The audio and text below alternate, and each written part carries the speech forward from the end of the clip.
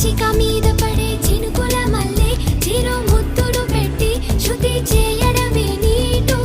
కసిగా మీద పడే ఉప్పెన మల్లె చెలి పైటని పట్టి చిత్తు చేయడమే నాటు నీ కురుల మీద పూని నేనై